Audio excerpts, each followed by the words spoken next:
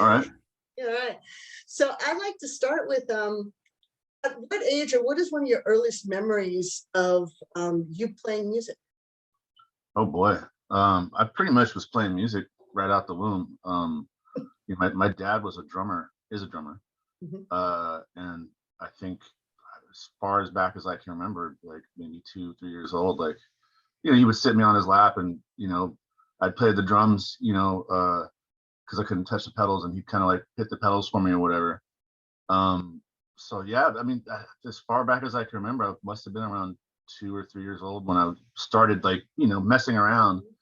I even got a picture of me when I was like 4 years old, like playing my own little toy drum set that my mom got me from Toys R Us.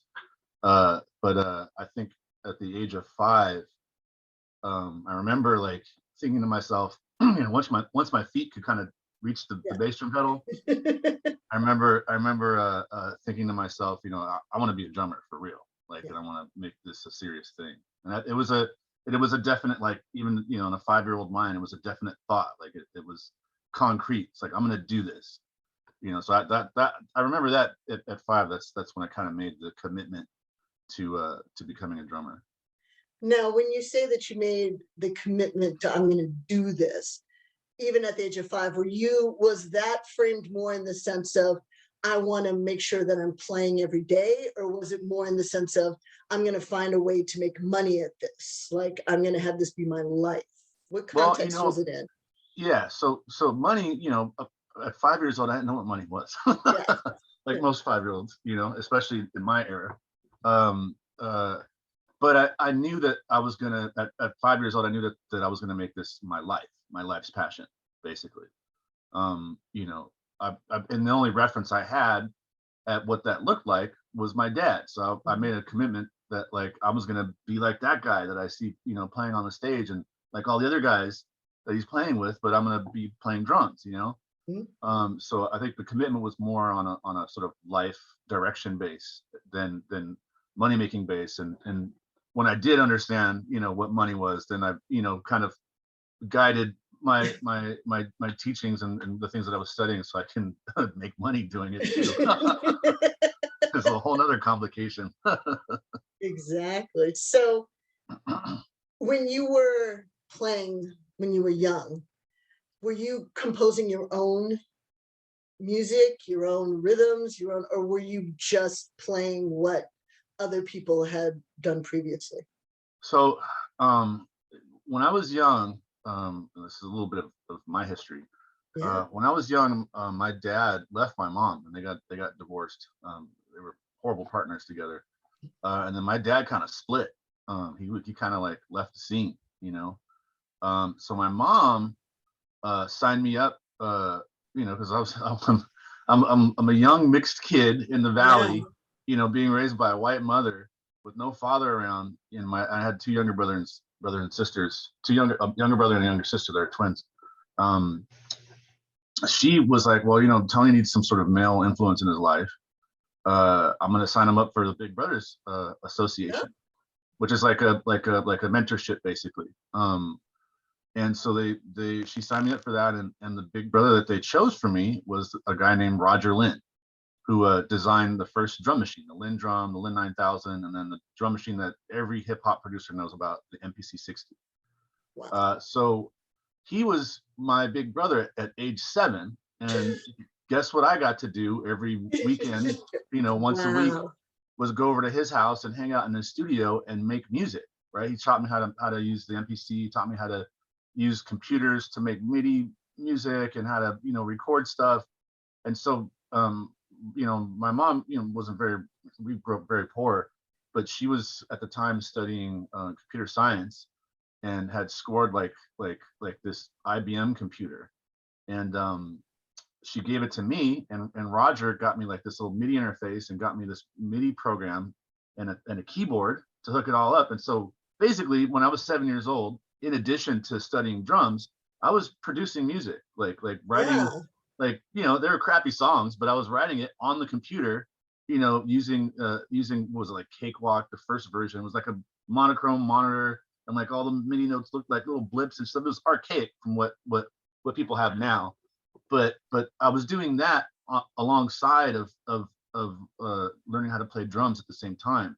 So when I was, teaching, or when I was learning how to play drums, and I eventually got lessons also at the age of 7, I was playing like pre-written stuff for my studies. Like once I learned how to read music, my teacher, taught out of a bunch of books that like are meant to help you gain more technical ability. But when I would jam at home, I would just jam by myself, and sometimes with some of the songs that I made. And I did a lot of like playing my own stuff, as well as studying the stuff that my teachers were recommending. Wow. And this is all at 7, 8.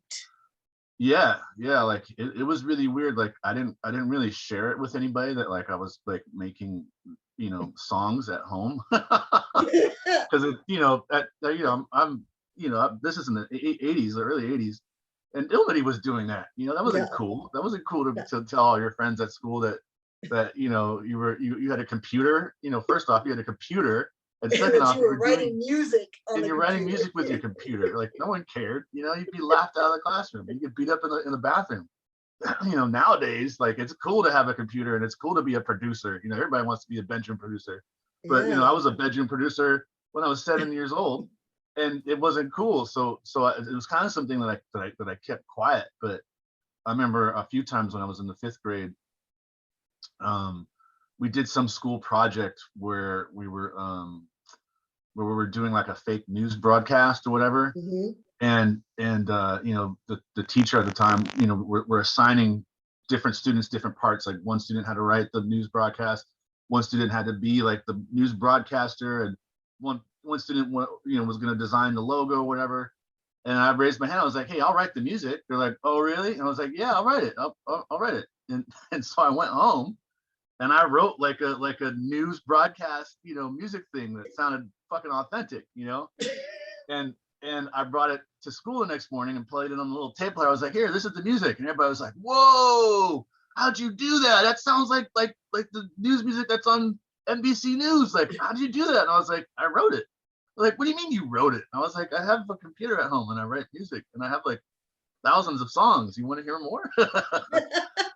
So it was like, when I shared it with people, they were like completely astonished that like, some 10-year-old, 11-year-old was like writing, production music basically, at such a young age. And now, my studio, like I'm writing music that's being released on TV shows and on records and stuff like that. So, I was lucky to have an early start and to learn about all that stuff at a young age. But, technology between then and now has progressed so greatly that I'm a little envious, because it's a lot easier to make music now than it was 30 years ago. So I look at a lot of these younger people making music so easily. I'm like, well, back in my day, Exactly. but yeah, it was I definitely didn't realize like how special that was when I was that young, that I was like making music with computers and doing that whole thing. Remembering back, do you recall if you felt something different between you writing the music at home, for yourself, and then that first time that you shared your gift with other people, like outside of your family? Yeah. I don't even think I shared it with my mom that much. My mom was really like busy. She was raising 3 kids by herself and also going to college and also working. So she wasn't really around a lot. Like I was definitely a latchkey kid, and went to after school care programs, and then had a lot of babysitters and stuff. So I think that the first person I shared it to was a guy that was babysitting me, who was a counselor at my after school care program. Very weird. I ended up like because my mom was working and going to school, when my school was over, like when my elementary school was over, I got on a bus and went to the YMCA or whatever. When I was older, around like 5th grade, all my friends were going to this other after care school program, called the Jewish Community Center. So I told my mom to switch me to the Jewish Community Center. So when I was in 5th grade, like I went to the Jewish Community Center and like hung out with a bunch of Jewish people like after school, and we studied Shabbat every Friday and you know, all the high holidays and everything. And I learned how to, you know, say all the prayers and everything. And I just thought it was normal. I was like, well, this is where my friends are. This is where I want to be. I don't care that you know, I'm learning, you know, the Jewish religion. It's kind of cool, you know. So and the counselors, they were pretty cool. So my mom used one of them to babysit me and my brother and sister. And I remember he was you know, babysitting us, and you know, just more or less like adult supervising us, really. Yeah. And I was in my room like making songs, and he knocks on the door. He's like, "Hey, what are you doing, dude?" And I was like, "Oh, I'm making music." He's like, "You make music?" And I was like, "Yeah." He's like, "Let me hear." And I was like, "Okay." And I started playing him some stuff, and he was like, "Whoa, dude, you made all this?" And I was like, "Yeah." And he got on the phone and he called his buddy. He's like, "Dude, this little kid over here is making all this music on his computer." And I remember like playing it for him first. At first, I was really nervous because I didn't know if it was good at all, you know. Like, so I kind of was like, man, what if it's not good? But you know, I guess me,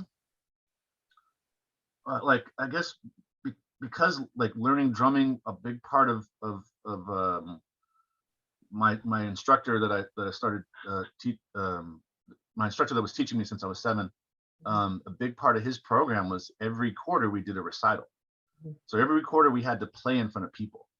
And then he would also like book. He was a principal at an elementary school as well. So he would bring us to his elementary school to play for them every so often. So I was already not confident. I was already like used to playing in front of people and presenting myself in front of people. So, and I was also at the point where, like, if given the chance, I knew that this is what I had to do, right? And that's something I carried into my adult age. Like now, it's like if there's a drum set and someone says, "Oh, you're a drummer, let me see you drum," I'll sit right down and show you how I can drum, you know? Yeah. Or, you know, if someone's like, "Oh, you write music, let me hear your music." Here it is, you know? Like it's kind of like if you commit to being an entertainer, you know, that's kind of the button that gets pressed, and when it gets pressed, you got to flip the switch. So you know, one of my, I guess my earliest recollection of flipping that switch as a writer, as a music writer, was when my babysitter was like, "Let me hear your songs." And I was like a little bit nervous, but everybody gets a little bit nervous before they get on stage. And I was like, "All right, here my songs are." And I played them, and he flipped out, and it was kind of like I felt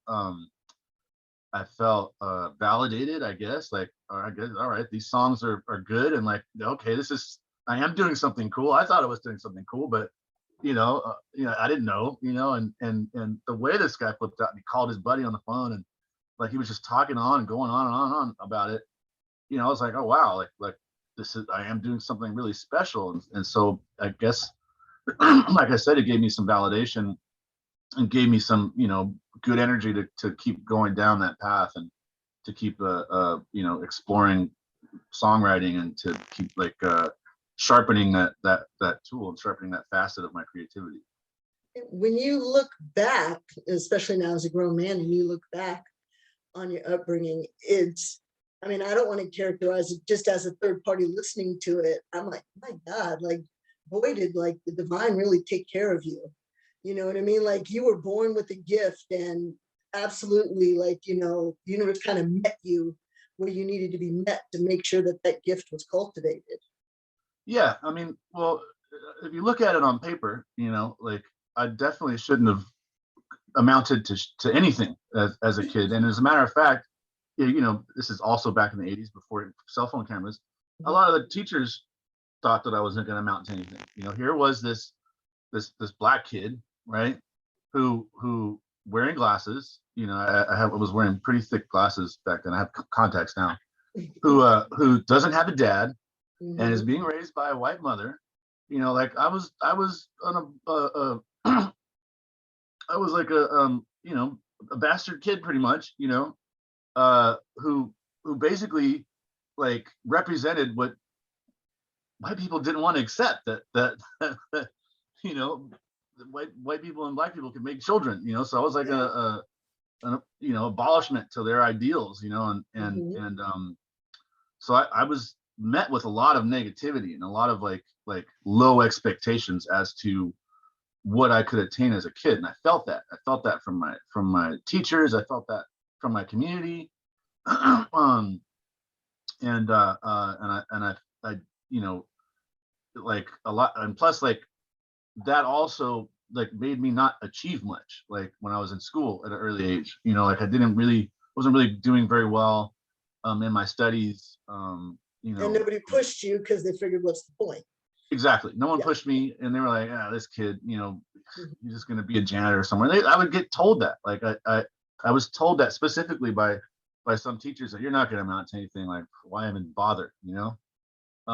So yeah, I believe some spiritual force came in and like, you know, definitely guided me. You know, like definitely had my back, man. Because and it still has my back, because there's a lot of points in my life where it could have gone pretty lame. It could have gone pretty negative, and yet here I still am, and still, you know, remaining positive in this universe, and still, you know, enjoying the fruits of the hard work that I've put in, and the sticky situations that I've been in. That's amazing stuff. I mean, I feel very much a kinship to you, because obviously growing up, you know, a mixed child in the 70s, 80s, we have a different experience of being biracial than anybody that came after us, because we were kind of the first out there, you know, really living that life and people having to deal with us. And it was exactly that. I would get the same thing, and like, wow, she's really smart. You sure? Are you sure your father's black? Like, are you sure? Yeah. You know, like, you sure she's black? And same thing, it was those low expectations that we had to, you know, almost rebel against just to prove our own value, you know. Yeah, I mean, that pretty much, you know, I didn't really learn about race until I was at like maybe around the fourth grade. You know, like it didn't compute to me. Yep. You know, like I remember I was visiting my cousin, some of my family. My parents are from New York, so when they moved out here to California, every so often I'd go visit my aunts and my uncles and my cousins in New York, and I went and visited 1 week during the summer. And my cousin, one of my aunts is a computer scientist, and teaches at NYU and does work for NASA. So she has all kinds of computers at her house. So I was over there with my cousin, and we're messing around on the computer, and, you know, I'm showing them how I can kind of program in BASIC or whatever. And they open up this program that's like a dating program, right?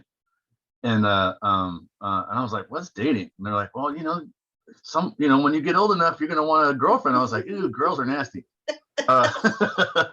And I remember they tried to make a profile for me. My cousin and their friends were there.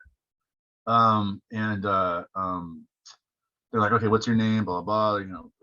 And then they got to, "What's your race?" And I was like, "Race? What do you mean?" They're like, "Well, what's your race? Like, what do you identify as?" And I was like, "I identify as me." They're like, "Yeah, but what's your race?" I was like, "I don't know what race is." They're like, "Well, are you white? Are you black?" And I'm like, I'm neither. I'm just me. I'm not. I didn't get it. I must have been around maybe 7 or 8 or something like that.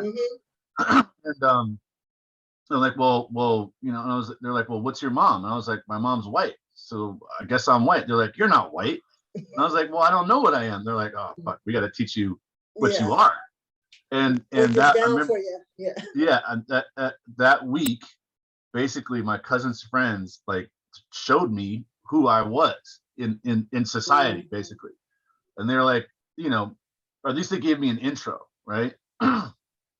And once I learned who I was, what race I was, it gave context to the way people were treating me. Because I just thought people were treating me shitty because they were shitty people.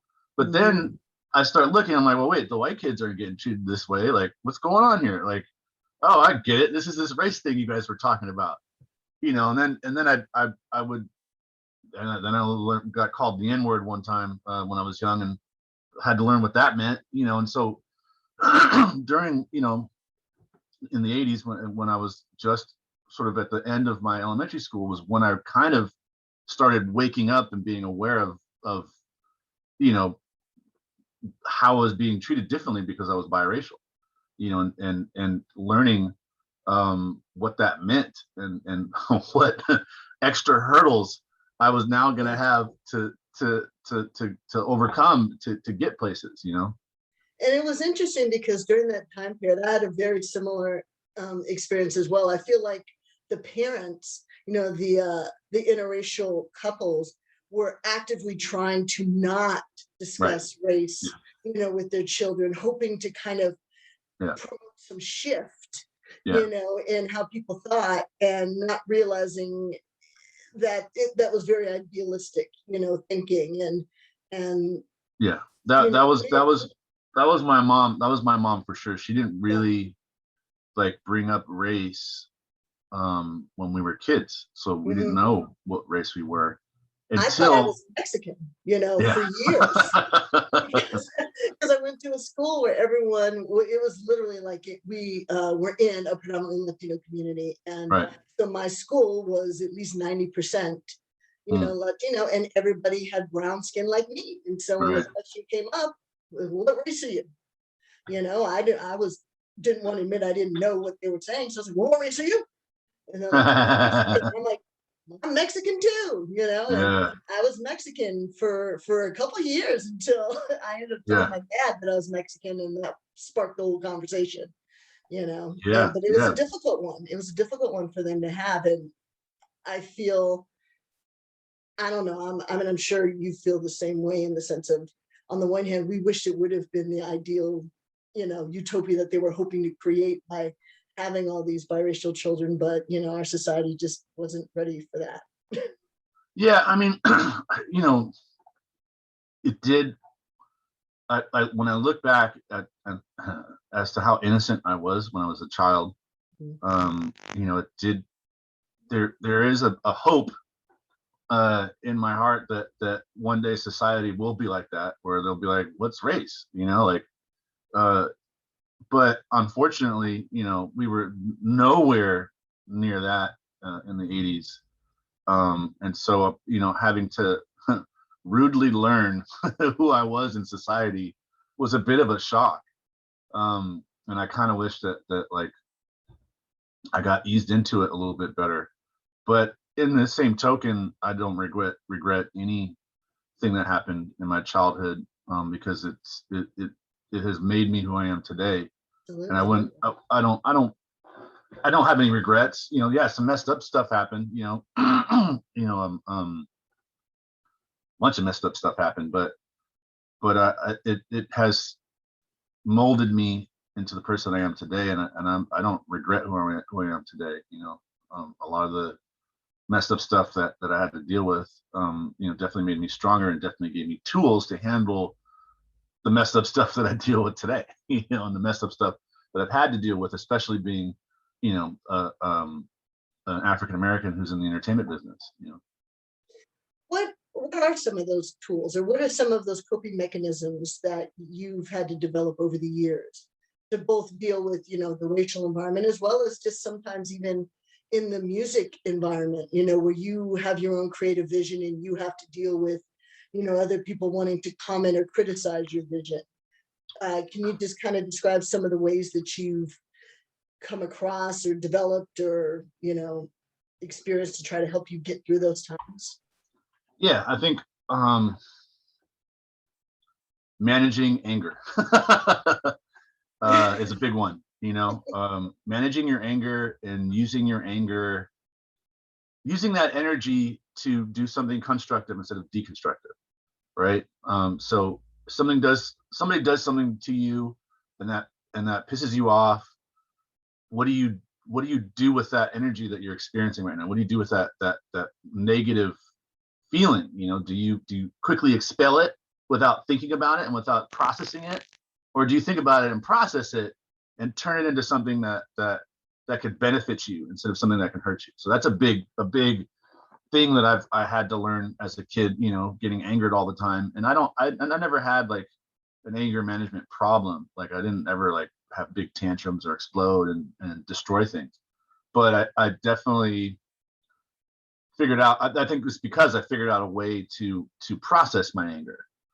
So that's a big tool. Another big tool is being confident and showing your confidence, but not in an arrogant way, right? Arrogance and confidence usually get sort of misdescribed sometimes. Like sometimes people describe confidence as someone being arrogant. Sometimes people describe someone as arrogant as being confident. So it's a kind of a fine balance you have to play. But especially in the entertainment business, if you're not confident, then you're going to get pushed around. And you have to sometimes know when to stand up for your creative vision, know when to stand up for the direction that you're in, and then also know when to let somebody,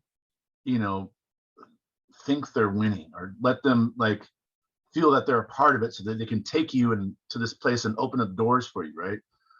You can't do anything by yourself in this business. You need always constantly needing someone else, right? Like making music isn't something you do by yourself. Some people do, but mostly making music is something you do in a group, in a community, and you need the community around you. So you have to have a sense of sharing as well. So being confident and sharing, and learning the balance of those two things has been a very helpful tool for me as well. And then also, I think there was a large benefit for me growing up in the Valley here in Los Angeles, when I was in elementary school, because my school had every race, every color of the rainbow at it. We had Mexicans. They started busing in Mexicans and blacks from African Americans from the inner cities. So I was part of the busing programs The in the magnet 80s. school program, yeah. It wasn't a magnet. My school wasn't a magnet school. It was a regular. It was a regular elementary school, and they bust in kids from the inner cities, like probably when I was around 4th grade. And some of the white kids left. It was called white flight, and went to private schools. But the kids that were like broke like me like stayed. So and then now we have all these new kids that are from South Central and from Gardenia and places I'd never heard of before. So like the population was very mixed, and all of us were kind of all in the same boat. Like once all the rich white kids left, like we were all just a bunch of poor kids, like, and that's kind of how we related to each other. Like no one came to school with the new hot Nikes or the whatever the nice looking clothes. We all shopped at Marshall's or whatever discount store, so we all looked broke. We all looked like battered down. So we all kind of banded together. And I think the lesson that I learned, looking back is how to commune with people that are different than me, right? Yeah. So even though I was kind of at that same time learning about my race and who I am in society, at that same time it didn't turn me away from learning about other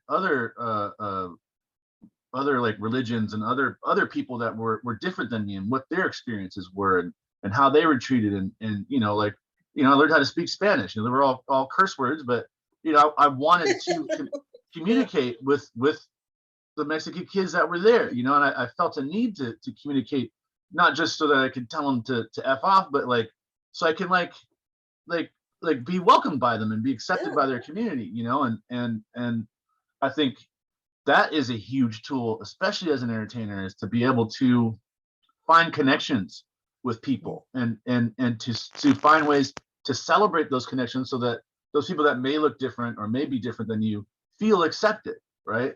So that's something that I think I've benefited from a lot is doing my best, or at least having that tool to like connect people together and make them all feel accepted and learn more about how different they are, so that we can have more of a community, and so that now we can communicate better. I could reference things that are personal to you and things that are personal to your identity, you can reference things that are personal to my identity. So now we can have deeper conversation, and now we can create deeper art, you know, and have deeper creativity.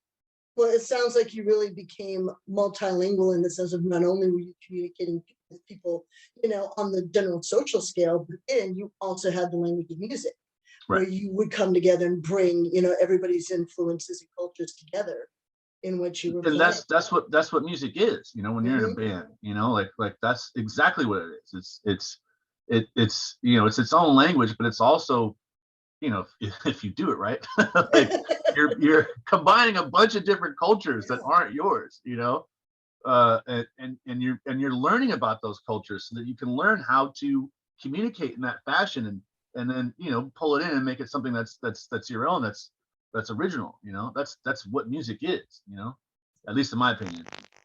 And you actually play multiple genres of music. I mean, I don't think that there is a genre that I don't think you've been somehow a part of a song in that genre.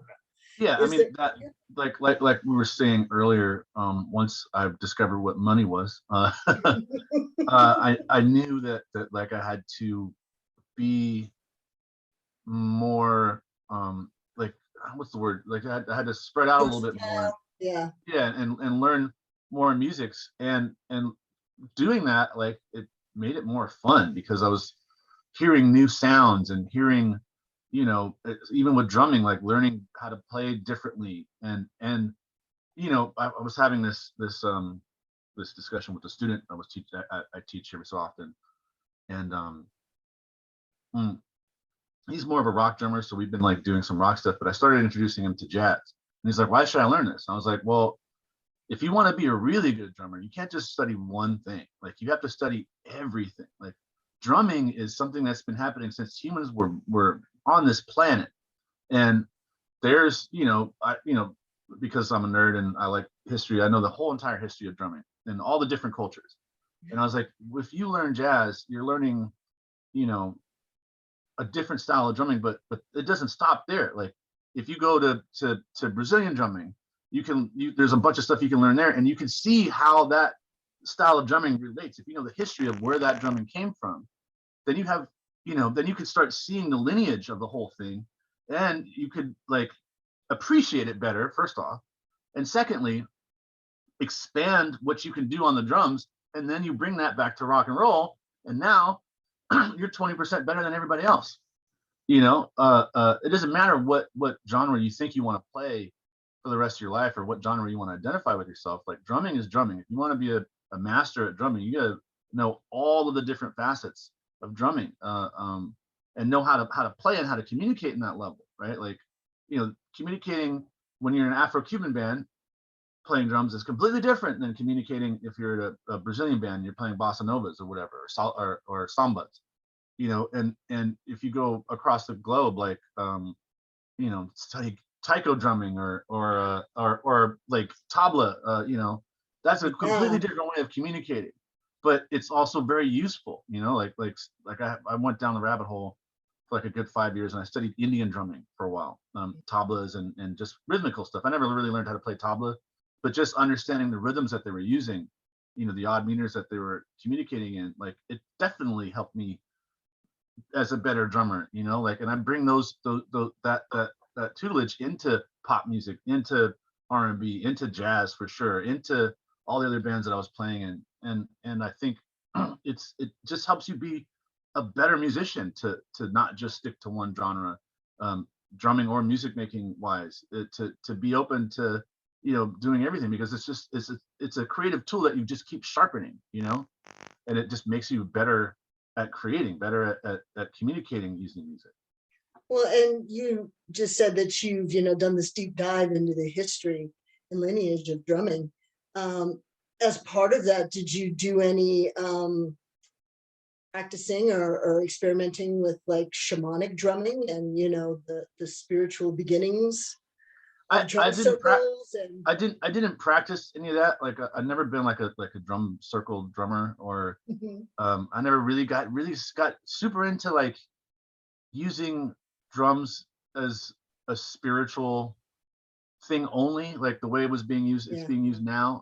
You know, I definitely, I got into Native American drumming for a while, and because there was this kid when I was in high school, she grew up on the res, and the only drumming she knew was Native American drumming, and so she kind of, you know, shared her experience with me, and taught me a few things about, you know, what the purposes were, and you know, what they were doing over there, and you know, Indian drumming also is, you know, a lot of those musicians, Indian music, you know, they're also very spiritual people, like they don't play music just for the exposure and just to, you know, be famous. Like it's a Not at really all. deep spiritual thing. So in order to learn some of that, you kind of have to learn about the spiritual stuff that they're experiencing as well. So I've always been kind of like, with drumming, like sort of spiritually adjacent. Like I never used it solely for spiritual connection, but I believe music in general is spiritual, and it's, whether or not you want to label it sort of shamanistic or you know, a drum circle. Like when I'm getting on stage with my band, like that's what we are. You know, we are, and I don't think there's anybody on the bandstand that would say otherwise. But what we're doing is we're preaching the musical spiritual gospel, and that spirit is affecting people's lives. You know, and we can see it. You know, so although I've never made that connection directly, that connection's still there indirectly. 100%. And that's the point that I wanted to get at, is you don't necessarily have to call it that for it to be that. You know, it's like just the mere fact that you are, I'm sure you experience, you know, what we call like the altered states. You know, when you're in the zone and you're playing and you just let the music take you, you know, Tony Austin is no longer this conscious, you know, being on the stage. It's something else happening, I'm sure. Oh, absolutely. And it's hard to describe it to people that don't experience it. And I've tried my best, but and you know, as I get older and I try to describe this, and you know, I'm basically, in my older age, I'm more committed to being authentic, and being me, and answering as me, and not answering as the person who I think you want me to be. I remember this band I'm in, it's Kamasi Washington's band. His manager one time, Banch, when I got off stage, she asked me, she's like, "Oh, so did you guys have fun?" And I thought to myself, no, it's not fun up there. Like I'm not trying to have fun. Like, and I thought to myself, I was like, would you ask a preacher after a sermon if he was having fun? Would you ask an athlete after he won a gold medal, "Hey, did you have fun out there?" No. I think a better question is, did they listen? Did you get out what you needed to get out? Because when you're on stage, it may look fun, it may look, but what I'm doing up there, and what most of us are doing, is we are channeling. I was about to say, you're channeling. Yeah. We are conduits, you know, and especially in Kamasi's band, you know, because we all grew up together, and we have made a conscious decision to never play the same song the same way twice. Like we make it, no matter, like even we might have played the same set list, or, you know, the next day or within a week. Every time we play the same song, we try to recreate it somehow. It's a true jazz set. Yeah. So doing that, like, you got to reach for creation, and creation, you know, yeah, sure, I got a couple ideas in my head, but once I use them, those ideas are gone. And basically what you're doing is you're opening up every part of your chakra, I guess you would call it, and every part of your being. You're opening up for influence, right? For whether that comes from the divine, or whether it comes from someone else's, you know, your own soul, you know, from your own soul, or someone else's soul, or whatever. But every part of your body is open. Every part of your mind, every part of your soul is open, and you're feeding it. You're bringing in stuff so that you could create something new. And that's what I'm up there on stage doing for 2 hours straight. And that's why when I'm done, I'm exhausted. you know, and it's not fun, but it's something else, you know, like it's not negative, but it's this like spiritual experience that like you are feeling and ingesting everything around you, you know, everybody's energy. You could feel it and like you're using it. So that's exactly what it is. Like you know, Tony Austin's, you know, he's out to lunch. You know, I'm on that stage, I'm everything. I'm everybody. I'm you know, if you want to put an identity to it, it's like I am whatever is happening here. Yeah. You know. So then how has it been? Because we talked about this a little bit before we started recording, but since you're so in tune to that experience, and obviously that is such a life affirming, you know, experience, how has it been then with no live performances for the last year, you know, because of COVID? It's like, do you feel like you're missing something there? It's horrible.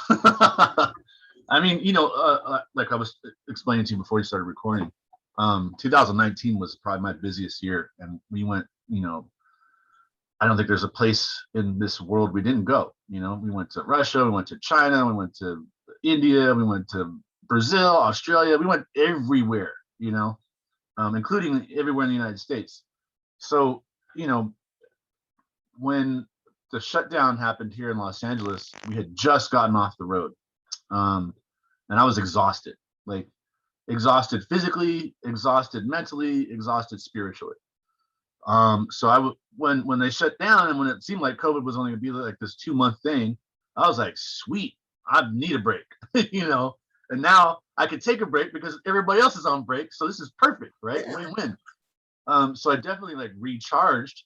But after about a couple months, and when this thing started becoming more heavy and it was looking like, you know, stuff was going to remain closed for a while, it really sucked. It sucked that I couldn't, you know, play in front of people and have that sort of spiritual connection.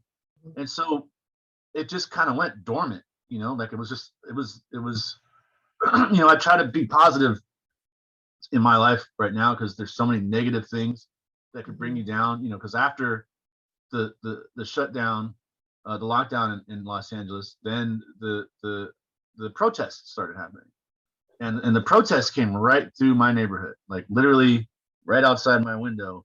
You know, people were protesting, and the police were there, you know, shooting off, you know, tasers and smoke cannons and stuff like that. So it was intense, you know, and you know, I got all this negative shit happening around me. You know, can't play. You know, COVID is killing people. And you know, white people are killing black people again, and they don't seem to you know matter. You know, like no one seems to care. You know, even though you have direct video evidence of the shit, like now it's like on display for everybody irrefutably. Still, people are like, well, you know, like so. You know, last year was fucking frustrating. You know, and debilitating, and I can't succumb to that. I can't. So I have to, you know, I've been good at like compartmentalizing, like, okay, this shit, like I was saying before, you know, learn how to channel your anger. It's also the same thing, learn how to channel your frustration, learning how to channel negativity around you. And so, you know, my need and my yearning for connecting spiritually and being open and having this deep experience is kind of like on hiatus right now. And it's laying dormant, but it's there. And every, you know, I've played a few things, had a few shows, had a few sessions. Kamasi did a special at the Hollywood Bowl. We recorded it in August, and everybody had to be on with masks, and there was no audience. It was just for video, for a video on demand series that the LA Philharmonic was presenting. And so we did a live version of the music that Kamasi wrote for Michelle Obama's documentary.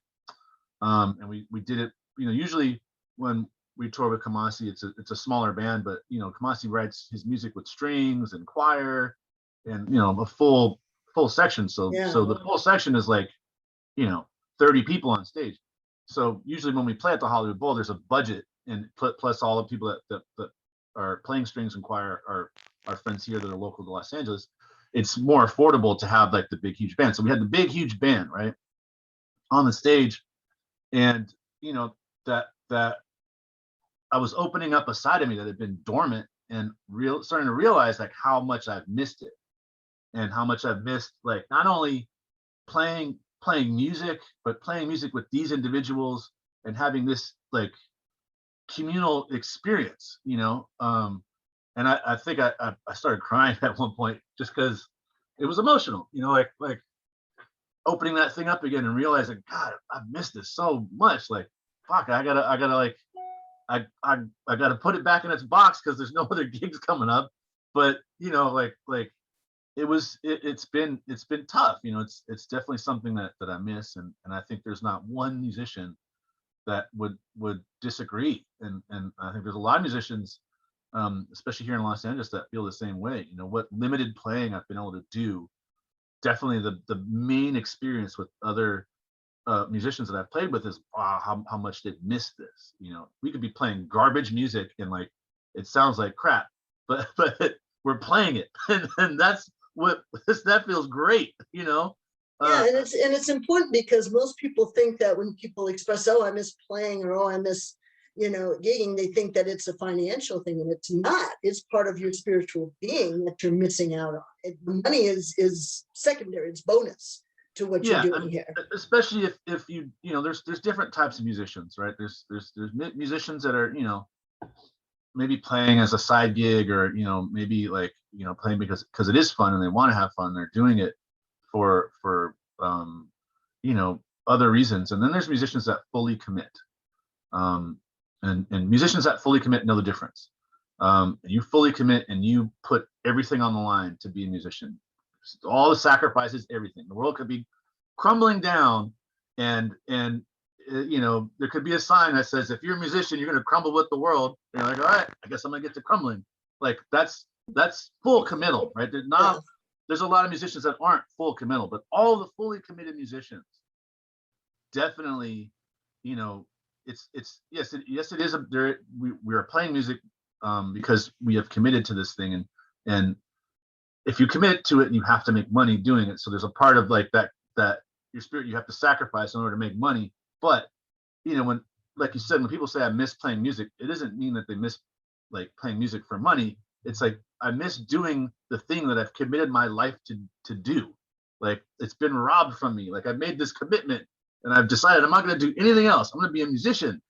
And I can't be that right now. I can't identify with that right now. And I can't experience that spiritually right now. And that's really what people say when they say they miss playing music. And I think that's also what people say, listeners say when they say they miss listening to live music. You know, you know, it's not about listening to live music for them. Isn't about going out to a club and dressing up and, you know, dancing. Really, it's about going out to a place and watching real live people and it's get up being part there. of that energy, like Yeah, the energy that you're channeling and communicating out. It's like you just want to be there. You can't experience and receive that over a CD. You know, like you have to physically be in the room with the people who are channeling it. It's a totally different experience. And you can't feel that or experience that over a live stream either. You can't experience it on Zoom or Instagram Live. There's this misconnection. But I did a streaming concert with this guy. We did it at this club over here called Zebulon, which was, you know, it was closed down, but they were opening up their club to do like the streaming thing. And there was a small audience, like just people that were related to the filming, like you know, some of our friends were there just because they were around, and some of the production crews, you know, staff was there. And so it was the first time in like 8 months I had played in front of people. And I remember we were rehearsing, and after we would finish the song, like we'd hear this clapping and like you know, people being excited about the concert they're about to see. And I remember like thinking like, wow, like, fuck, this is weird. Like I haven't felt this in a while. And we played the show. And after the show, like there were people crying in the audience, like, cause you know, they had been missing this experience just as bad as I've been missing it, you know? And it was only like, I don't know, 12 people in the audience. But it was really like definitely a unique experience to witness that, and I think almost like appreciate it more, because you know, you play music every day, you don't really appreciate what's really going on, but then you go without communicating to a live audience for 8 months, and then you see what you've been missing, and you see the connections that are happening. I think everybody in that room had a deeper appreciation for what they experienced individually and what they experienced communally. And I think too, it illustrates that, like, when somebody says that, playing music is their soul's purpose. My soul's purpose in life, what feeds me is to play music. There's a deeper layer to that. Like, I would say, from everything you're describing, your soul's purpose isn't just to play music. Your soul's music is to share the music. Your soul's purpose is to commune and share, Right. your gift with other people. It's that extra service piece, like it's the one that is not just, this isn't just for me. You could play music in your studio by yourself. Right. And if that was really what your soul's purpose was, and you'd be fulfilled. Right. But you're not. Right. It's the fact that it's that service piece that I think a lot of people don't think about when they say, oh, this is my life's, this is my life's mission. This is what I'm supposed to be doing. Right. Is it, or is there a service piece that you really should be connecting into that makes all the difference? I mean, it's absolutely in service, like there's we this couple records I produced ago, we were having a difficulty convincing the label that some of these songs were going in the right direction, because they had heard the demo and they got stuck wanting the thing to sound like the demo. We call it demo head. Like, they couldn't get past letting this song grow past the demo. And I was explaining to the person whose record I was producing, I was like, we have to go in there and fight for these songs because we have to pay service to this music. Like, the song wants to be what it wants to be. And it's almost like the song is a living entity itself. And you have to let it grow into what it wants to grow. You have to be in service to that song. Mm-hmm. And then greatly, you have to be in service to music, because it's going to be taking away from music if you don't let this song be what it wants to be. So as a musician, you're in service to a lot of different things, in service to your audience, in service to your other band members. If someone's like not taking the show seriously, like, it's a disservice to everybody else around them. And it feels really shitty because it's a disservice. And it's like something that you're willing to fight for, because you are there to serve. You're not there to serve yourself. You're there to serve everything else around you, including the song, including the other people around you, including the people that are there watching, including the venue, including the history of the genre that you're playing. You are there to serve. And if you commit to that, you will make beautiful music that everybody will leave, with a positive experience from. I believe. I believe so too. It's like you said earlier, it's 100% about that full connection. Yeah. And that's why, like, for me personally, when people want to say that spirituality isn't the same as religion, or, because it's not a church and you don't have all these people coming together, in service of, one main goal and purpose and fellowship. I'm like, spirituality is the ultimate form of fellowship. When you're connected, it's like a church maybe holds 400 people. Right. You're playing a stadium. Know what I mean? Like, to me, you can't have a greater sharing of communal energy, than playing a form. And what's I think what's amazing, which a lot of people don't get to see, and it's really hard to document, is when you are playing for an arena of like 20,000 people, you watch these connections happening, right? Like, one of the biggest reasons I play the music that I play is because it attracts a very eclectic audience. There's black people out there, there's white people, there's, like I said, we went to China, we went to India. When we play here in the United States, there's a big mixture of people, Ethiopians, Southerners, coming from way different experiences than the other, right? And they're all out there in the audience. You can see them, right? You can see the whole rainbow out there. And every one of those people's individual lives, they probably wouldn't be standing next to the person that they're standing next to, right? Yeah. They would never be hanging out with them, right? So, in not at this concert, they pretty much think they don't have much in common with that person that looks so strange next to them, you know? But once you start playing music, guess what? Every single one of those people start doing. They start doing this together, right? In unison. And you look out there and you're like, look at all these people who you would think would have nothing in common with each other, but they all have this one thing in common right now. And you know, if we could expand on that, then maybe everybody else could get along a lot better, right? Because there is, once you do serve them this spirit, that spirit supersedes whatever biases they have in their head and whatever, you know, things that they think make them incompatible with the other people that are around them. But then once you serve them this dish of music and this experience, you know, whether they realize it or not, they are in line and aligned with everybody that's around them, no matter how different they may seem. You know, they are in line with those people, and you can see it. You can see the alignment when you're on stage. Like you can watch it. They can see it. They can see it. They look over and they see there's a guy who they never would have known, you know, doing the same thing they're doing.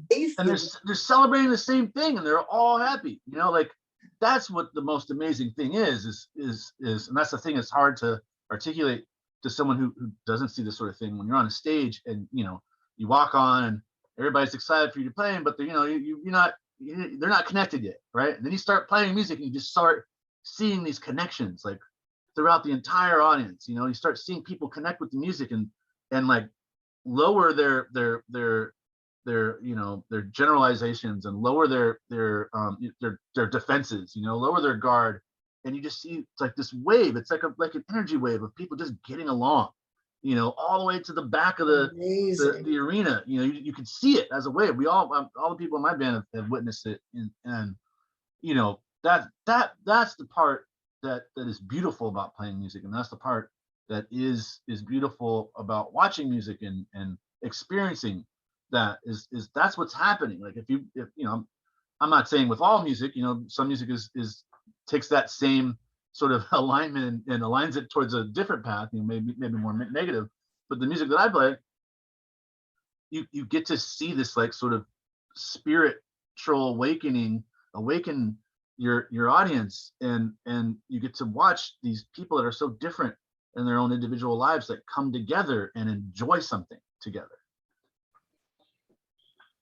I mean, I'm a little over, like I'm trying to think of the exact way to say this, but it's got to be the most amazing thing to realize that serving your soul's purpose is something that not only feeds others, but feeds you in the equal amount. Like it is so perfectly cyclical. Do you know what I mean? Like it's amazing. The thing. Like if you do it right, it should be cyclical, right? Like I think that's what life is you give. You don't give just to get. You give to give. And if you give the right way, that gift will come back to you and it will keep you alive, right? I don't give just because I want to get something back in return. I'm giving so that other people can feed, so other people can survive too. And in return, they feed me back so that I can keep giving. You know, like if you're really giving in the right way, you should be able to give for the rest of your life without starving, right? It's the law of the universe. It's like you will be taken care of. You're doing it right and for the right reasons, you'll be taken care of.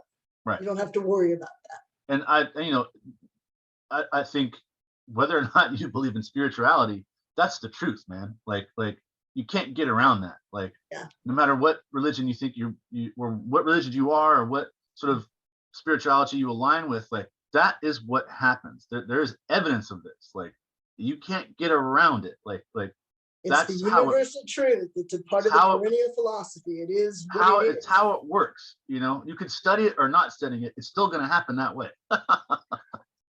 You know, and that's been completely evident in my entire life. You know, I beg. I don't think there's very many other entertainers that would disagree, because we have such a unique connection to that universal law. Like it is the big facet to our existence as musicians and as entertainers. Mm. Were there ever points where you felt like, given just the nature of the industry in your career, that you were being pulled out of that connection, that now, especially in your old age, sorry, I didn't mean to say it that way, in our elder years, Right. but you understand the cyclical process and how it works. But when we were younger, we may have been kind of pulled more into this concept of, it is about the money, it is about, material success, and kind of being pulled away from what we knew now, to be the way to do it. Did you have that point in your career? Absolutely. I can articulate very well about spirituality and how it aligns with me musically now, because I've done the work, and I'm much older, and like I said earlier, I've kind of made this commitment to being more authentic, and in the entertainment business especially, you have to make friends, and you have to like be a friendly person, in order to meet people that could possibly give you opportunity. So a lot of times, when people ask you questions, you answer back in the way you think they want to hear the answer to that question. Like there's a thing that I do now that sometimes is shocking to people, or maybe like a little weird. Like when someone asks me how am I, like, hey man, how are you? Like I don't ever answer I'm doing fine. Like first off, I say, do you really want to know? Does it matter? And if it doesn't matter, they'll say no. I'm like, cool, let's get back to work then. Or if it does matter, I'm like, I'll tell you exactly how I feel. Mm-hmm. And sometimes, most of the times, it's not like I'm feeling great. Sometimes it's like I feel shitty. Like was on the hold with EDD for 20 hours a day, and I feel like horrible. I feel defeated. Thanks for asking. But when I was young, I didn't know how to be authentic, or how to be comfortable being authentic. And I definitely, when I was young, I was definitely being steered a lot of different directions, and didn't really know, I had this feeling inside of me, right? But I didn't really know what it was. So, there's always, especially when you're younger, there's always, especially when I got into high school, there was always like people trying to push me into just making money. Oh, well, if you want to survive as an artist, you have to do this, this, and this. And if you want to survive, you have to do this, this, and that. And I remember when I was a kid, I would kind of steer that way, and it would just feel wrong. Like it didn't feel right. It didn't feel like I was doing the right thing. And when people would explain it to me, like I had a lot of instructors that were saying like, well, if you want to make money, you got to do this. And we're sitting in this classroom, and I'm listening to this person, and I'm like, oh, that doesn't feel right. That's not right. Like I knew it wasn't right. I didn't know why it wasn't right. But I had this feeling that it was wrong. So yeah, there was a lot of people when I was younger trying to steer me into a different direction, or exploit my talent, and try to make me do something that was against the law of spirituality. But I always, for some reason, I was always able to feel that it was wrong. I had this wrong sense about it, so it would kind of steer me back, And yeah, when I was young, I was broke as shit. Like I didn't really make a lot of money, like some of the other guys that were trying to make money with music. I had to wait my turn basically, and I had to fully commit to this giving process. And it wasn't until I fully committed to this giving process that I started receiving. But I think whether it's luck, or like you said, some sort of divine energy surrounding me, like I was always able to sense when something was wrong in my path of pursuing music. And yeah, I may have spent maybe a month or two, walking a path that wasn't meant for me, but that thing always came along and kind of re-guided me and re-pointed me in the right direction. You have to wait your turn sometimes. You have to trust yourself. You have to stay true to yourself. Yeah. And your time will come. you know, and if that message was out there more, I think a lot more of our kids would be safer and healthier than chasing the carrot all the time. The message is out there, and it was out there when I was a kid too, but it didn't really, like, I was like, ah, yeah, whatever, you know, it doesn't seem like something that you could rely on, you know, Yeah. because it is, there is a certain level of fear, you know, when you're younger and you haven't had a lot of experience in the world. And it's a hard thing to commit to, like, yeah, you're down, you may be down and out right now, Yeah. and it might look pretty grim right now, you know, when you're 21 and you've only lived, you know, 2 decades, but like, trust that, you know, just keep Yeah. with it and commit. The more you commit, the more you're going to get back, you know.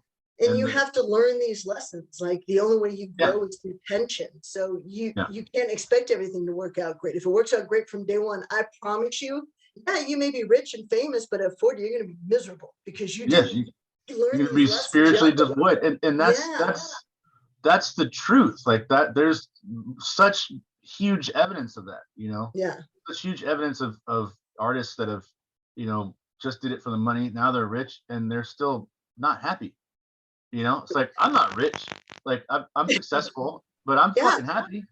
You know, Exactly. I enjoy my life every day, and I have no regrets. You know, it's very easy for me to connect to happiness, you know. But I know a lot of people that are rich, not even in the entertainment business, and they envy me, you know, because, you know, I committed to a path and I waited, and now I'm able to really experience true happiness. And beyond that, you can look back at what you've done with pride. Yeah. You know, like you can look back at the years that you spent in the industry and be proud of what you've accomplished, because, you know, be proud of the music that you put out there as like, that was a solid creation. That was my creation, you know, my vision. And I stuck to it, versus a lot of people who, like we say, are super successful, look back at their career and go, yeah, I didn't like that one. And I'm not proud of that. And I don't really feel like that was, you know, and I guess it's the same thing. Like we don't realize it till we're older, but you know, things start to have different value, and living an authentic life ends up having the greatest value. Yeah, you know, absolutely. as you get older. Yeah, and I like you said, I don't think a lot of younger kids get a lot of experience, or at least you know, don't get shown that, you know, like I think this is something that a lot of kids, especially in the entertainment business, should get used to learning, and be told that it's okay to hold out. It's okay to commit. It's okay to that, you know, maybe you're not making a lot of money right now, you know, that's okay. Like the universe is going to take care of you. You just gotta. It's like you don't hear the Stallone stories like we heard growing up. You know, like when you were me coming up in entertainment, it was the whole, you know, he held on and he broke rock and he wouldn't let anybody take it from him, and he didn't matter how much they offered him or anything else. It was his thing, his vision, his way, and you know, he was rewarded for it. You don't hear those stories at all. And it's tough now, you know, in the technology age, you know, information just like travels like instantaneously, so it's hard to think that things take time to happen when you're just being constantly fed by instant information. I'm hungry, I can instantly get food shipped to my house, you know, like everything seems so immediate right now. And so I can't imagine to the generation, what do you call them, Generation Z, the population, how they have much experience in like waiting for something, you know, like that must be a hard like, concept. When we were coming up, how many kid millionaires were there? How many kids had, you know, social media followings, you know, were in the fame and whatever? None.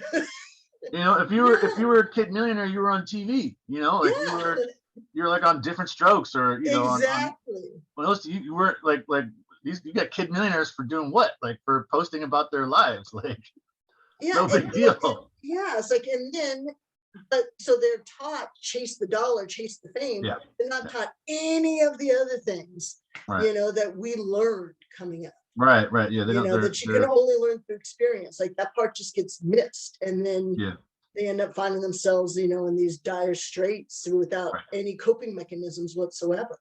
Right. Right. Yeah. Yeah. Agreed. Yeah.